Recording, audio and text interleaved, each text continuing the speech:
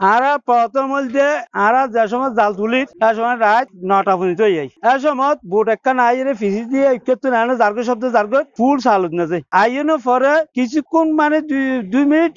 নয় এত দেখি যে জাল টানা না যায় আর জাল হতে বেড়া গিয়ে ইয়ে নারা জালা হাম করার এত দিন বাবা এসে দে বুড়ি মানে এর বাঙিয়ে রেখে দুফলা করতে পারবো এ বাবা এর বিরে দিয়ে বিরানো আগের বিরানোর দেন নাই মানুষ ফালতানোর দেন নাই এগুলো আয় মত দুম দাম দাম আর আছে আর বাইতে বেগুন কলাজি গলানোর পরে আর জাল মাছ যা আছে বেল লগি ইয়ার পরে বোটার আগার লই আরো দূরে দূরিয়ে করি সেই আরে অন্য বোট লাই আমাদের ইয়ার বোট আরে দুম দাম বাড়ি হাবাই মানে আর 2-3 বোট দেখা দিবি আর মেশিন খুলবি লিয়ে গিয়ার খুল লগি হই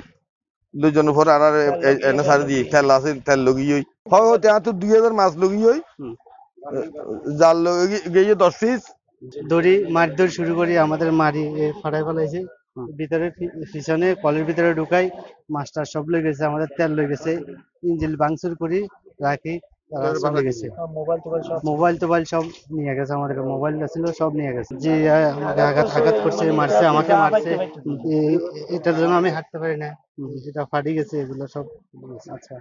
মারছে সবারে মারধর করছে সবাই ভয়ে পিছনে কলের ভিতরে গলে গিয়ে আমার বাঁশখালী ফিশিং বোট সমিতির অন্তর্ভুক্তির একটা বোট আল্লাহ মালিক গত 10 তারিখ রাত্রে কক্সবাজার থেকে সোজা পশ্চিমে জাহাজ ছাড়িতে গত 10 তারিখ রাত্রে আমার বোটটা ডাকাতি আমার আল্লাহ মালিক আমার চাচা হাসান কুব্বানির বোট। তো আমরা শুধু ওটা না কিন্তু গৌরের অনেক বোট ডাকাতি করছে, ওখানে বোলার সঞ্জু কুমারের বোট ডাকাতি করছে, কিন্তু ডাকাতরা নির্মম এভাবে ডাকাতি করতেছে যে মানুষ সবগুলো কলস্ট্রল ঢুকে যায় তার কাটা ফিটে, তখন ওরা সবগুলো নিয়ে যাওয়ার পর বোটটা ছাড়ে দেয়, তখন জলদস্যুরা চলে যায়। তখন ওই অবস্থায় মানুষগুলো কি মানে নির্মম ভাবে অনেক মানুষ এরকম আগে মারা গেছে, কিন্তু নির্মম ভাবে ওরা 3-4 দিন পরে যখন বাসে তখন অন্য বোট পায়। এখন এই বোটটা জলদস্যুরা পরে কোন রকম কষ্ট মিষ্টি করে ওরা অন্য একটা বোটে নিয়ে আসছে পাইছে, না হলে যদি অন্য একটা বোট যদি ফোন না করতো হয়তো ওরা সবাই সাগরে মারা যেত। কিন্তু আমি আমাদের যে মৎস্য ব্যবসায়ী যারা আছি আমরা সবাই এখন হতাশ